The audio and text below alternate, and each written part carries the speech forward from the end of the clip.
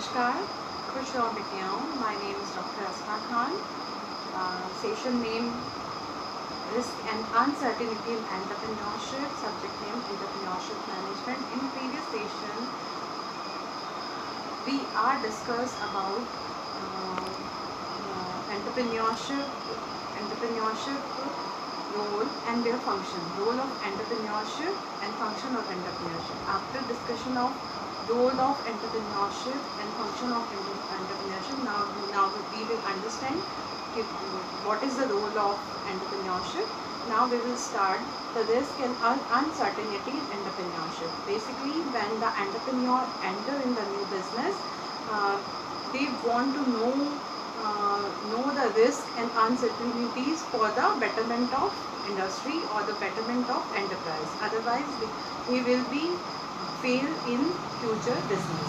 So risk and uncertainty is very important to understand before the problem. It will make easier the business or the enterprise. Type of risk: technological risk, financial risk, social risk, environmental risk. Technological risk: if we will start the new business, we need the basic technology for the operation of business. But sometimes we don't have sufficient money for the technology purchasing. Then we will think about loan and other plan, and we will prepare for the technology. This is the general requirement also in the business environment. Technology is a essential requirement. Simultaneously, technology is a risk also. If we don't have technology, we are not able to sell in international business our products. Example, if we don't have the barcode and 3D machines or the remote sensing, we are not able to dispatch the product. We need to be remote sensing. We need barcode machine and some other machine for the detecting the cartridge packing. Simultaneously, financial risk is also important to know. When entrepreneur enter in the business, he also need finance for the running of business, and they required working capital for the continue business, or they required the profit, they required the fixed expenses of the industry. So he needs sometime loan and some other funds, which is developed with the land selling, land purchasing, gold selling, gold purchasing, and other property which is purchased for the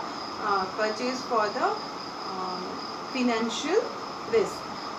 Basically, entrepreneur when start the business, he estimate and calculate, and he will check their probability of the technological risk, and he will purchase the technology.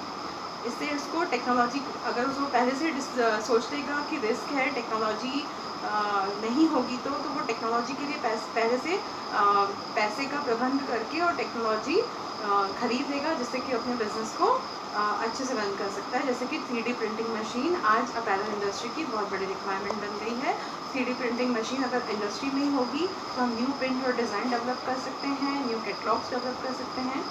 और ये एक अच्छा example है technological risk का, कि हम पहले से ही प्रोबेबिलिटी चेक कर लें कि हमें इतनी इंटरलॉक मशीन चाहिए, इतनी ओवरलॉकिंग मशीन चाहिए, या हमारी आने वाले जो हमारा 1 साल है उसके प्रोडक्शन में हमें कौन कौन सी मशीन चाहिए. तो इस प्रोबेबिलिटी को चेक करने से इस रिस्क से बचा जा सकता है, और इससे होने वाले प्रोडक्शन फेल से भी बचा जा सकता है, और इससे फिनेंशियल ग्रोथ होगी. Second one is financial risk.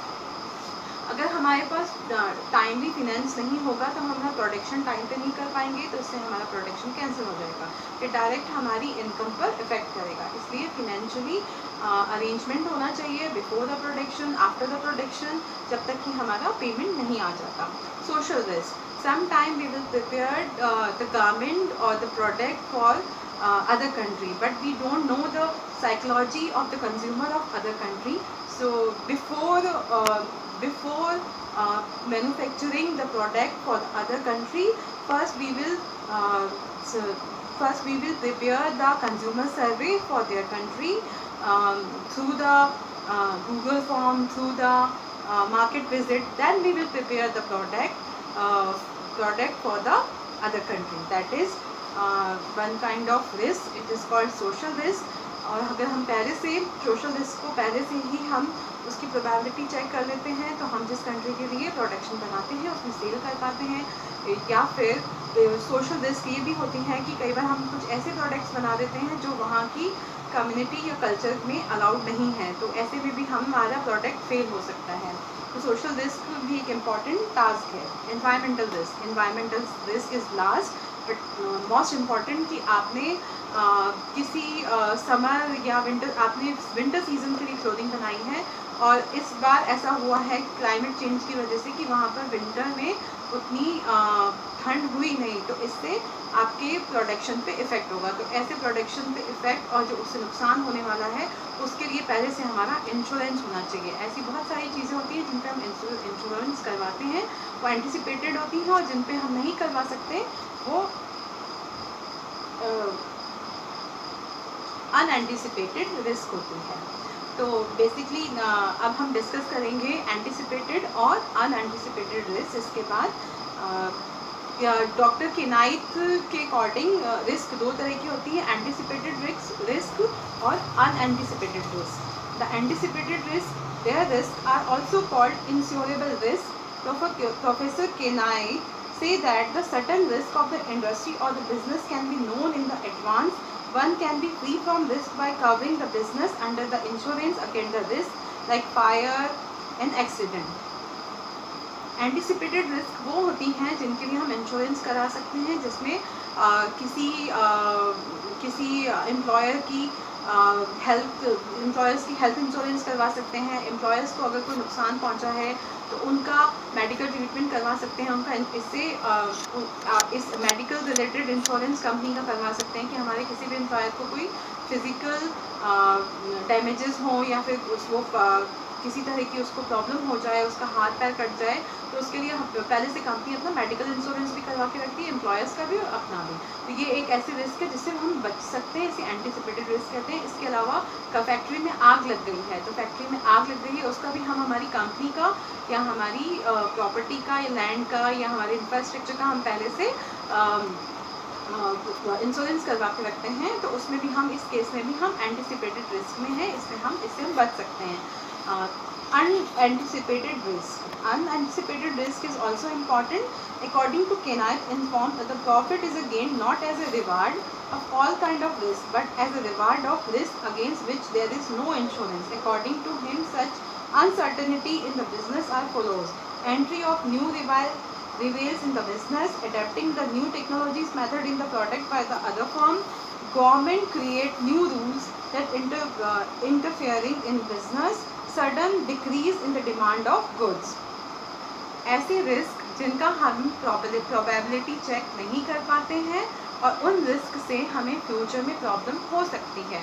तो उन रिस्क से बचने के लिए अभी हमें पहले से क्या करनी चाहिए, प्लानिंग करनी चाहिए.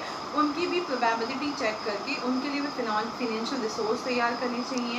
या उस केस में हम अगर हमारा माल 50% डिस्काउंट में जा रहा है प्रोडक्शन लेट होने की वजह से, तो हम कैसे उस 50% में अपना 100% कवर करेंगे, या हम कैसे अपनी प्रोडक्शन को प्रॉफिट देने के लिए उसमें क्या चीज़ें हम अपनाएंगे जिससे कि हमें इस तरह के रिस्क से हम बच सकें. ऐसे रिस्क कहलाते हैं अनएंटिसिपेटेड रिस्क. समटाइम्स ऐसे रिस्क में आपको नुकसान होना निश्चित है, मतलब फिक्स है कि आपका नुकसान होगा. जनरली एंटरप्रेन्योर 4 तरह के रिस्क में आते हैं या रिस्क उनको फेस करनी पड़ती है. फिनेंशियल रिस्क एक बहुत बड़ी चीज़ है. जब एक एंटरप्रेन्योर एक नया बिजनेस स्टार्ट करता है, from the starting to end entrepreneur need the fund flow, working capital, overdraft limit. जैसा आपने पहले भी सुना होगा कि स्मॉल स्केल इंडस्ट्रीज़ में जब बिज़नेस को एंटरप्रेन्योर रन करता है और वो अपने प्रॉफिट्स को भी अपने अकाउंट्स में सीए थ्रू शुरू करता है, तो उसे ओवरड्राफ्ट लिमिट मिलती है. ओवरड्राफ्ट लिमिट से उसको साल भर अपने वर्किंग कैपिटल के लिए किसी से हेल्प नहीं मांगनी पड़ती, वो अपनी वर्किंग कैपिटल का फ्लो बनाए रखता है, बस उसको अपना बिजनेस को प्रॉपर चैनल दिखाना पड़ता है। तो उस प्रॉपर चैनल को दिखाने पर या उसकी प्रॉफिट्स को बैंक के साथ सारे शेयर करने पर, सीए के साथ प्लानिंग करके, तो उसको आपको इससे जो फैक्ट्री है या जो फैक्ट्री ऑनर है उसको कंटिन्यू फंड्स मिलते रहते हैं, एग्जाम्पल ओवरड्राफ्ट लिमिट के थ्रू या फिर बिजनेस लोन के थ्रू या फिर डिस्काउंट के through based on their profits. Personal risk, sometimes personal risk भी होती है कि पर्सन अपने बिजनेस में इतना इन्वॉल्व हो जाता है कि वो अपनी फैमिली से, अपनी सोशल लाइफ से बहुत डिफरेंट, बहुत डिस्टेंस में आ जाता है। तो ऐसी केस में उसकी पर्सनल रिस्क भी होती है कि वो अपना बहुत ज़्यादा इन्वॉल्वमेंट होता है उसका बिजनेस में, अपने काम में। तो पर्सनल रिस्क में भी हमें कई बार मैनेजमेंट होना चाहिए कि उसे अपनी इकोनॉमिकल ग्रोथ के लिए अपनी फैमिली के साथ भी प्लानिंग्स करनी चाहिए, विजिट्स की और टूर्स की, जिससे कि वो अपनी फैमिली के साथ बैलेंस करेगा तो उसका बिजनेस, उसके इमोशनल बैलेंस को रहते हुए उसका बिजनेस भी बैलेंस में रहेगा। तो generally it is not categorize in the formal risk but it is important risk, personal risk. Starting a new venture uses much of the entrepreneur's energy and time. He or she has a sacrifice and pressure attached to the family and social life. This is very important point in the risk, but not in the formal risk. It is an informal risk, but it is included in the basic risk of the entrepreneurs. Third one is the career risk. एक entrepreneur होता है, वो अपने नए business में enter होता है, उस बिजनेस में रन करने के लिए और उसमें उसको सफल होने के लिए उसको बहुत सारी पेन्स उठाने पड़ते हैं, और उसके बाद भी अगर वो उस बिज़नेस में सफल नहीं होता है या फिर उसको सक्सेस नहीं मिलती है तो वो डीमोरलाइज हो जाता है। तो उसके कैरियर को आगे ग्रोथ के लिए भी उसको अपनी कैरियर रिस्क भी पहले से देख लेनी चाहिए कि क्या इस बिज़नेस में वो सक्सेस पाएगा, क्या वो इस बिज़नेस को रन कर पाएगा। वो अपनी प्रोबेबिलिटी पहले ही चेक कर लेनी चाहिए, अदरवाइज वो फेल हो जाएगा और उसके करियर पर असर होगा। Psychological risk is very important, क्योंकि जब एंटरप्रेन्योर एंटरप्राइज या एंटरप्रेन्योरशिप में एंटर करता है और वो प्रोडक्शन का काम करता है या फिर फिनेंस का अरेंजमेंट करता है, तो उसके पास बहुत सारे टास्क होते हैं। उन टास्क को वो अपने हर वक्त दिमाग में रखता है, तो इसलिए उसके साइकोलॉजिकल इफेक्ट होने लगता है। जैसे उसे स्लिप एपिनी की प्रॉब्लम हो जाती है, उसे एंजाइटी रहने लग जाती है, उसे हाई ब्लड प्रेशर की प्रॉब्लम हो जाती है। तो अगर उसे पहले से ही वो इन रिस्क को ध्यान में रख लेगा तो उसे इस तरह की प्रॉब्लम्स को एंटिसिपेट कर पाएगा और उसे फ्यूचर में प्रॉब्लम नहीं होगी। So these four risks are very important. First is financial risk. Financial growth or the financial requirement is very important in the entrepreneurship. So before the problem will be found related to finance, we need to arrange the finance funds, working capital for the betterment of business. Personal risk.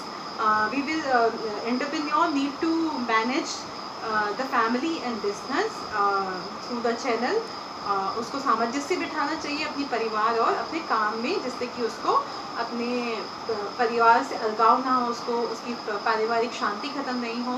क्योंकि business को अच्छा run करने के लिए good mind good find, healthy mind good find, ये generally हम सुनते हैं। तो इसलिए बहुत ज़रूरी है कि पर्सनल रिस्क पे भी ध्यान दिया जाए। It is not a formal risk but it is required for the betterment of the business also.